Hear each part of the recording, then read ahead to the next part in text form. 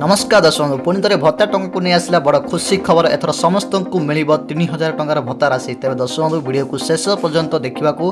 मोर अनुरोध या सहित चैनल को नुआ कर आसते सब्सक्राइब कर बेल आइकन को प्रेस कर ऑल सेट कर रखु तेज दर्शक मधुबाबू भत्ता टंका खूब शीघ्र यही दिन मिलवा जाऊँगी भत्ता बाबद को 3000 टंका समस्ते पाइबे तेज राज्य में समस्त मधुबाबू भत्ता हिताधिकारी वृद्ध विधवा विकलांग मान सरकार कले नुआ घोषणा राज्य में भत्ता वृद्धि को मिला मंजूरी एणिकी सरकार कले भत्ता वृद्धि तेज राज्य में वृद्ध विधवा असमर्थ मान अवस्था को आखि आग रखी आम राज्य सरकार भत्ता बाबद को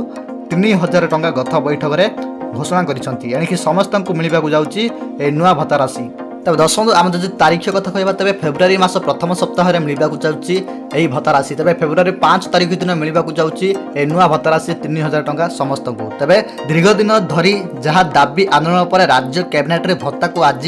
बाजिला मोहर तेज नुआ राशि आसंता मासरे मिलवा जाऊँगी। तेज सरकारी सूत्रु जो हिताधिकारी पूर्व